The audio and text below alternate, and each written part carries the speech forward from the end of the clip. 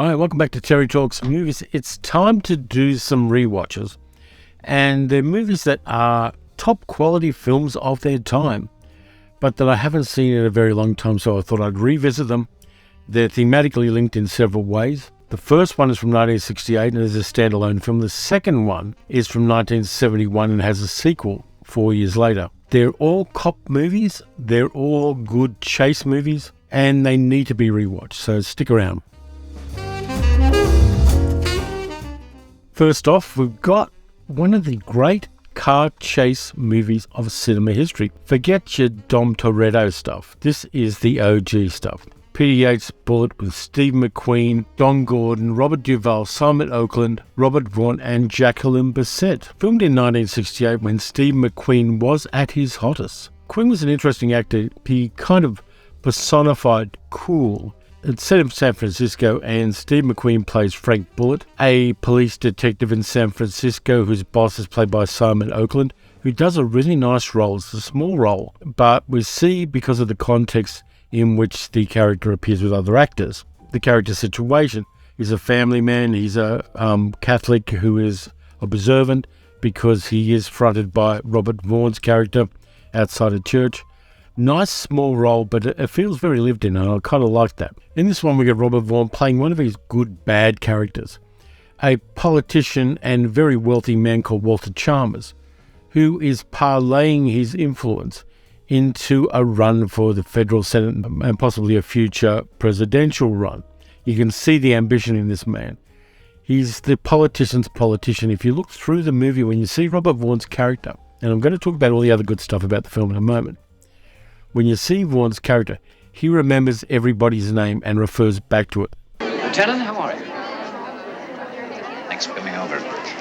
Name is Frank, isn't it? That's right. Please call me Walter. That gland-handing political kind of technique is something you see all through the film with Robert Vaughn's character. Chalmers has a potential witness for a Senate hearing that's taking place in San Francisco about organised crime. He's got a guy who's willing to spill the beans on the mob, and he decides that he needs to keep him under wraps in San Francisco for a couple of days in a hotel. And Bullitt and his offsider, played by Don Gordon, are tasked with looking after this guy in the hotel room until the deposition can be made and Chalmers' political career can be locked in. Now, there's something sus about it right from the start. The hotel room has two windows. It's a corner room. It's got two windows. It overlooks a freeway. It's in a very exposed position. How come you picked this room to hold on? I didn't pick it. Chalmers picked it. Why? Stay away from those windows. That's why. And so the two cops and a third cop to do the third shift have to look after this guy. Unfortunately, of course, things go wrong. And they go wrong in a very unusual way. A couple of gunmen come in and shotgun the cop who's on duty and shotgun the witness as well. But what nobody knows is why the witness unlocked the doors so that the gunman could come in. So Bullitt and his offside dog, Getty, played by Don Gordon, have to figure this out. They have to find the gunman and find out exactly why things went wrong. So Bullitt uses his knowledge of the streets, his informant, and his common sense as a detective to slowly piece together what is actually happening. And it's not what Chalmers thinks it is, and it's not the scenario with which the cops were presented. Bullitt has a girlfriend called Kathy, who's a architectural designer, played by Jacqueline Bisset, and she doesn't get a lot to do, but she does support and ground the character of Bullitt in a way that the movie wouldn't otherwise have. And of course, it's all shot on location in San Francisco in 1968. You don't see much of the Summer of Love hippie stuff in there, but you do get to see the streets, the houses, the stores, what downtown looks like, what the waterfront looks like, what the areas just outside San Francisco look like. And then, of course, you also get the enormous car chase, which starts out with the gunman chasing Frank Bullitt, and the car chase travels all the way through San Francisco. It takes almost 11 minutes for that car chase. And just watching the way that it's directed and the way it's cut together is interesting. I knew how the car chase ended. I knew it was going to be wild. But this time around viewing it, I watched a few different things. I watched the camera angles. I watched the continuity when the car's going around curves and almost hitting something there, you cut to a different angle of it. So the continuity was really great there. I also watched how it was edited together, and the cutting from Frank Bullitt, a side view from the passenger side of Frank Bullitt, to a side view on the passenger side for the other guy in the other car, the way they kind of cross-cut between those, the way the movie shows you exactly where each car is in relation to the other without really kind of broadcasting it in an obvious way, the way that they cut from chase car shots to points of view. There's a scene that you see filmed from the front car, which is the car with the gunman in it. And then you get exactly the same scene shot from the car behind them where Bullitt is. And they use the same scenes in both, so they kind of cut from the viewpoint of the front car to the viewpoint of the back car. Really interestingly, this one is an education in how to do action filmmaking. And a car chase like this one really shows you how obvious and how low suspense car chases are in things like the Fast and Furious movies. These cars were supposed to be going 70 or 80 miles an hour in the car chase. The director called for that, the stunt coordinators called for that. There were times when the cars were doing 110 kilometers an hour in the hills of San Francisco, just steering those cars around a corner, knowing that they weren't the modern cars with the lighter frames and the crumpled bodywork. These were solid steel chunks of 1960s American cars. Going around these corners is fantastic. Of course, you've got Lalo Schifrin's beautiful score backing that up as well. But the editing and the storytelling of that car chase, which ultimately just is a minor plot point in a sense in the movie, is terrific. I think it's probably one of the two best car chases in movies. I'm not sure what the other one is, because in the second movie I'm going to talk about, The French Connection, it's not really a car chase. It's a guy chasing a guy on a train in a car. So in that sense, it's not exactly a car chase. Let me know what you think the second best car chase in cinema is, because I'll be interested in doing that. I know Hell Drivers has some incredibly good truck chases in it, even though they did undercrank the cameras for those scenes. Bullitt this time, I looked at the technical aspects of that car chase more than I looked at just the visceral thrills of it. And I kind of liked that. It was good to get analytical with this one this time, because I learned a lot, and my admiration for the filmmakers went up, because, and even the editing was great too. Those crosscuts are just totally chef's kiss. And if there's a weakness in the film, it's the fact that that really good scene is right in the middle of the film. The scenes at the end at the San Francisco International Airport, which are supposed to be the climax of the film, don't have the grunt of those car chase scenes, but I suppose that's the nature of it. It's hard to do a scene at the airport which has the kind of visceral thrills of a car chase, even though they do make great attempts of it with a foot chase across the tarmacs of San Francisco International Airport while planes are taxiing. I think that they made a bold attempt at that, but it's still that central piece of unequaled action that makes Bullitt really work and makes it really memorable. And the other thing I like about the film too is Peter Yates' direction in the non-car chase scenes is pretty good. There are some bits of it which are filmed in a slightly documentary style. There's a lot of scenes where people are observed from a distance. There's a scene where Bullitt and Kathy go out to dinner, and you see it from a distance like they're being filmed in secret or in a documentary style. And there are a number of other scenes throughout the film where that's the case, and using locations really helps with this. It's not exactly documentary because it's too smooth a product for it to be entirely shot documentary style. But there are moments where you don't hear the dialogue because you don't need to hear the dialogue. There's showing rather than telling. So you see the closeness and the relationship between Bullitt and Kathy without this kind of mushy dialogue. You see them going out to dinner and having a bit of fun, and going out with friends to have dinner as well. So there's a wider connection for the character. And that kind of worked for me. I like the way that was done. And I like restaurant scenes in old movies that are shot in actual restaurants. So you can see what people are eating and what the decor was like, and what music was playing and all that kind of stuff. It really works for me to just have that stepping back in time aspect to the film. But Bullitt is, I kind of like Robert Vaughn playing bad guys in movies too. I think that kind of way he talks, that kind of smooth, measured way that Robert Vaughn talks, that kind of languid style that he had, works well for villains, particularly upmarket villains.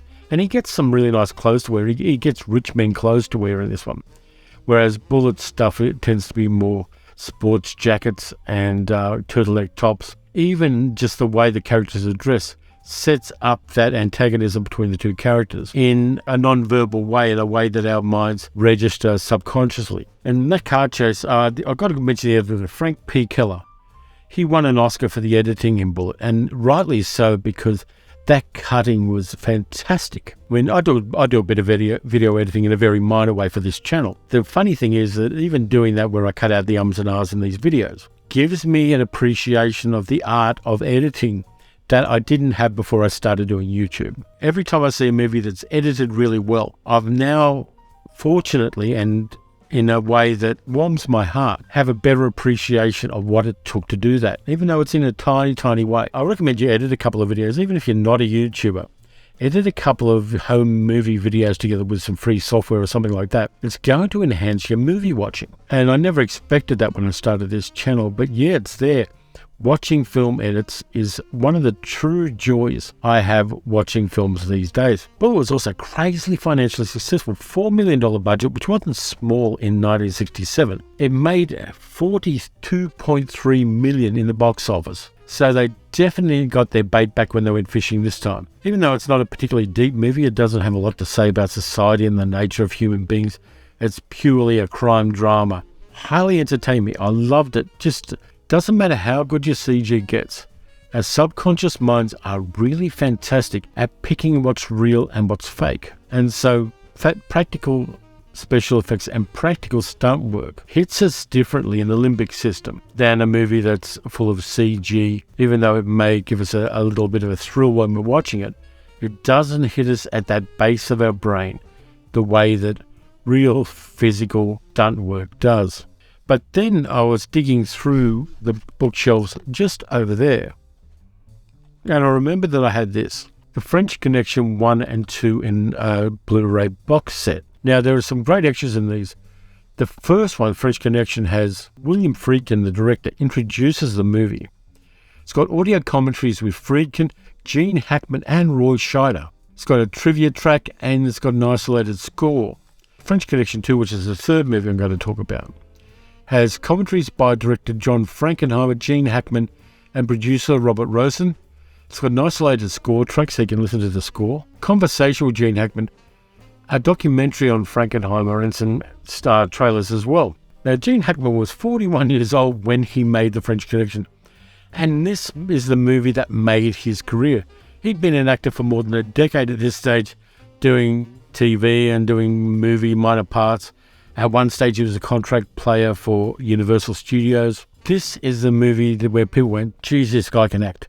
And this guy is something above the ordinary. And that's why he got the Best Actor Oscar. The French Connection was based on a novel by Robert Moore. Now, Robert Moore's novel was based on the exploits of Eddie Egan and Sonny Grosso, two New York cops who busted a big importation of drugs in the 1960s. Now, the screenplay for the movie was written by Ernest Tidyman, who also created Shaft around the same time.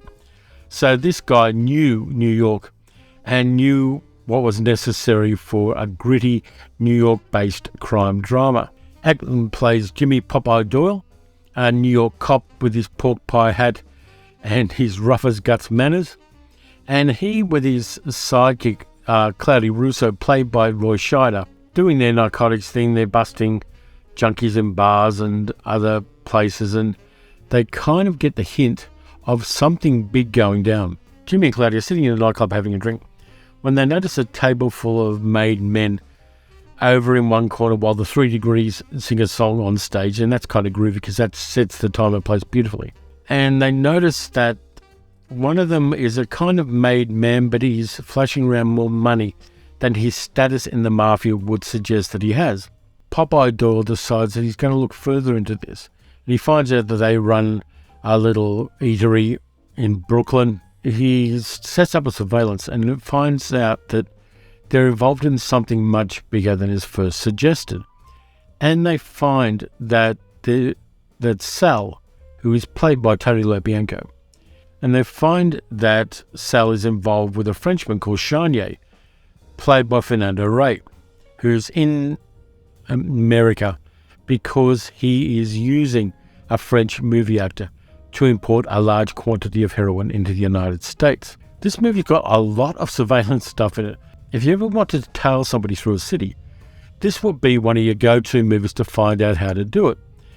The surveillance scenes are fantastically well done, and we know when the person being followed knows he's being followed and what he does about it. There's a beautiful lot, like in Bullitt, of showing, not telling in this film. You've got to watch it carefully because you will see how the surveillance works, how the cops doing the surveillance swap between one another to keep the tale going, and how it was done at a time when communication between the different groups surveilling and following somebody was difficult because you'd either use a walkie-talkie if you had one, which of course then gives away that you've got a walkie-talkie, or you had to go to a phone booth. Communication was either done by running and yelling at somebody or by using a phone booth. And those limitations really ramp up the tension and suspense in this film. Now, William Friedkin, the director, decided that he wanted to do this documentary style. He'd just seen a movie called Z by Costas Gavras, which was a fictional film shot in a documentary style, and Friedkin had made documentaries himself, so he wanted to make this movie in a documentary style, and he does that. There's desaturated colours, there's grainy footage at times. It was shot on the streets of New York. There are very few, if any, sets rather than locations. And that works well to give this movie a groundedness. We see the grotty, grimy, failing city of New York as it was in the 1970s. And he got some advice about the film also from another unusual source. Friedkin had a girlfriend at the time, and her father told him, put in a really good chase, make it the best chase that was ever in a movie. And Friedkin agreed with him because his girlfriend's father was Howard Hawks, the movie director. And Friedkin decided to do that in a scene where Popeye Doyle is chasing one of Charnier's henchmen, in fact his hitman, who gets on a train in the elevated railways in New York, and Doyle misses the train and has to drive a car underneath the L railway to get this guy and catch him and stop him. And I like that. This is one of the most beautifully filmed, not car chases, but car scenes in the movie and the guy actually hijacks the train and gets it to not stop at any of the stations. So Popeye's, he's commandeered a car. He's driving under the elevated railway. You've got cross traffic, you've got pedestrians, you've got all sorts of obstacles to him achieving his goal. And again, this is a beautifully shot car rampage scene with the cameras mounted low on bumpers sometimes and above the car at other times, and in chase cars and still other times. The editing again is chef's kiss beautiful, and it really works. And again, that's in the middle of the film. It's not the end of the film. This is a scene in the center of the film which ends with Popeye Doyle prevailing. And the locations again, location. If you're going to do any kind of chase scene, that the location scout becomes one of the most important people in the production at that stage. Finding those places to shoot, whether it's the hills of San Francisco or whether it's underneath the elevated railway in New York, those wonderful chase scenes and that wonderful chase locations are incredibly entertaining. And watching French Connection again reminded me of that. And of course, it's set in winter in New York, so it's all kind of grimy and snowy and wet and miserable and puddles everywhere, and everybody's rugged up. And there are times when the guys are doing surveillance when they're standing out in the street, freezing their asses off. And the movie does give us a note. Again, it gives us a show, not tell, about how cold they are. And Cloudy comes and brings a cup of coffee out to Popeye, that kind of stuff. It's nicely done. And then you get the guys finding where the heroin is and locating it within the object in which the heroin is. And I like the way they do that, the way they kind of at first fail, but then start going back through the notes and going back through the information and basically data hacking where the heroin is. I like that stuff. And I like the fact that it's Cloudy, not Popeye Doyle, who figures it out. The fact that they kind of give equal weight to the two detectives is quite important in this scene. And Scheider is really good in this as well. Hackman got the Oscar, but Scheider gives us a believable and grounded cop as well. Then, of course, we get the final raid, which, again, isn't as exciting as the car elevated railway chase, but it has a gritty groundedness of its own. And again, it's Friedkin using that documentary style to make it work.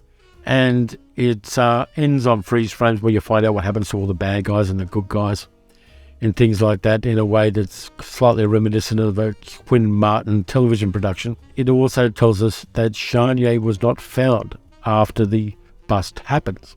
So the big bad played by Fernando Rey isn't caught in the French Connection. Zip pan to 4 years later, and they decide to make a sequel. French Connection 2, the only film that could follow the French Connection.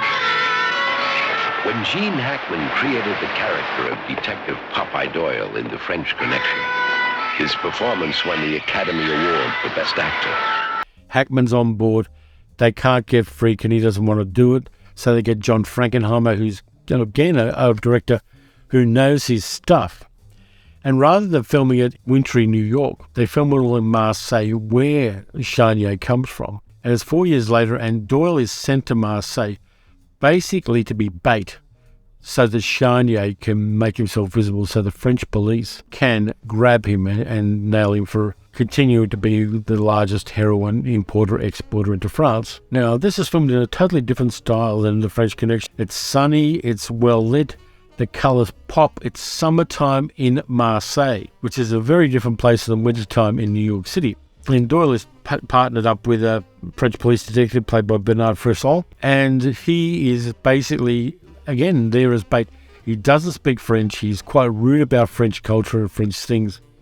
He tries to pick up girls, but he doesn't speak the language, so he's incredibly unsuccessful in that. And he is put in an office next to the men's toilets at the police station, where he is told, with a translator, to interrogate various suspects. Popeye Doyle isn't happy about this, and I can understand why. He has trouble even ordering a drink. And there's a really nice scene between him and a bartender, which was entirely improvised by the two actors, and I love that. It's a circuit breaker in the film in the best possible way, and it's one of the humorous moments we get in an otherwise incredibly gritty film.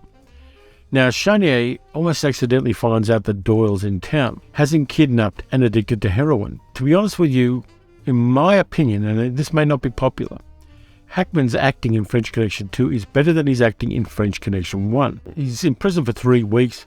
He's given heroin. He's addicted to it. He's totally off his nut. And then after he gives Charnier the information he wants, because why wouldn't you if you were that out of it and addicted, they give him a hot shot which is intended to kill him and dump him outside the police headquarters. Fortunately, the police inspector, played by Bernard Frissol, gets a bunch of doctors into the police lockup cells, and they keep Popeye Doyle alive and deal with the effects of a heroin overdose. Then Bartlemy, the police detective, decides that he is going to get Popeye Doyle to go cold turkey because he's keeping all of this secret.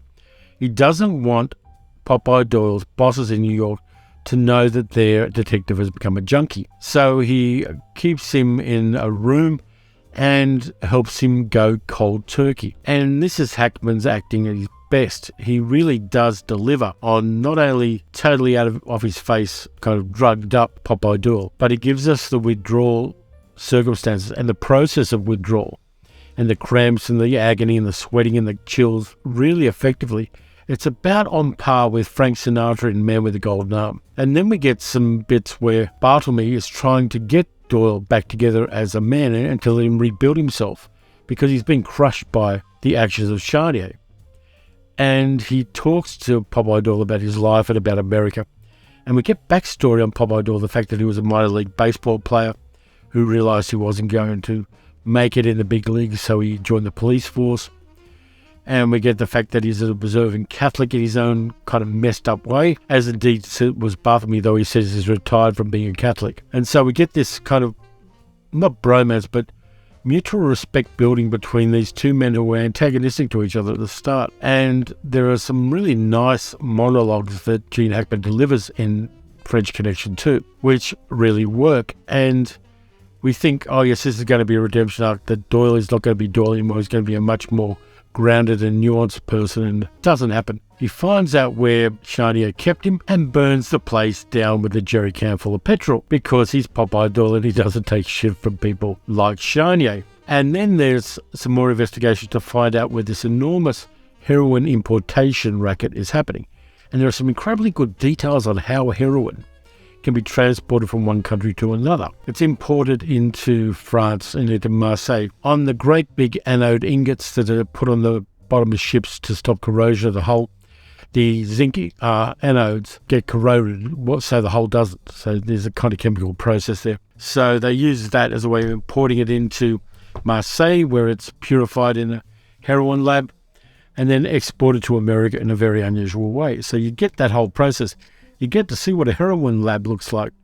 And in fact, in some countries, they cut those bits out because they were too realistic that people thought it would be a blueprint for real heroin lab people to follow. So Frankenheimer kept that documentary look by giving us realistic stuff, shooting on location all through Marseille, in the Arab Quarter, along the waterfront, in the hills, in the slums, everywhere. Again, it's a fantastically beautiful film from that point of view.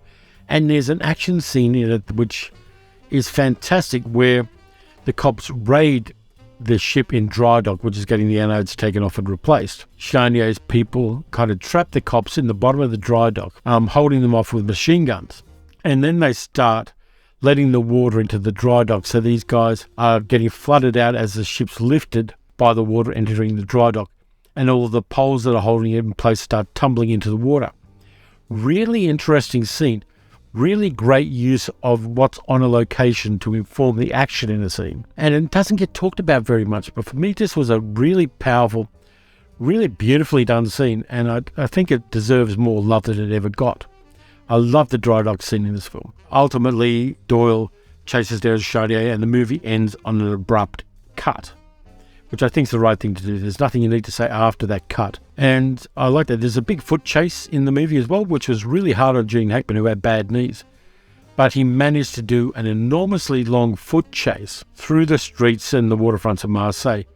And it really wrecked his knees enormously. For me, and again, it is controversial, this is Hackman acting more completely than he did in the first French Connection one, which is the one he won the Oscar for. It's a controversial opinion, but that's how I felt about it watching the movie. So there are three movies there. There's Bullitt, there's French Connection 1, French Connection 2. And I like comparing and contrasting Steve McQueen's style of acting, which was less is more. You know, he makes the audience lean in to his character with little nuances of physical acting, a facial expression, of body language. We kind of figure it out for ourselves, but with Hackman, you get that, but you also get a whole bunch more. We know so much more about Popeye Doyle than we ever do about Frank Bullitt. And I kind of like that. I think that Steve McQueen was a much better movie star than Hackman ever was, but Hackman was a much better movie actor than Steve McQueen was. And yes, Steve McQueen did try to turn his career into something different at the end of it, before he came down with mesothelioma, and that killed him early. But Hackman, I think, was the complete package. He wasn't the best looking actor in the world. He wasn't the actor with the sexiest voice in the world. But his acting, when he was doing his A-grade acting, was really great. That kind of working class verisimilitude that he gave us with Popeye Doyle really worked. I like the way he did it. I like the character, even though the character is a totally repugnant human being in several different ways. Hackman gives us him at his lowest and at his highest. And he doesn't try to make him a kind of virtuous person on a pedestal. He's a ground level police detective doing his job and not taking shit from bad guys. That's it for this time around. Those three movies are crazily rewatchable. And if you haven't seen them, or you haven't seen them for a while, you need to get your ass in the seat and watch them. So on that note, thank you very much for watching. If you enjoyed the video, please like, subscribe, leave a comment. You can also support the channel at the Ko-fi, or you can support the channel by donating at patreon.com/paleocinema. Going to be back next week with more stuff. I think I'll do a bit more science fiction because people tend to like that. And I want to try to find things that spark the same joy in me that rewatching Bullitt and the two French Connection movies did. I think that's where I want to go right at this moment. So anyway, in the meantime, look after yourselves. Watch some good movies, watch some bad movies. dive back into some movies of previous decades that you'd almost forgotten about. You may well find that you have a wonderful time watching them. I'll catch you next time.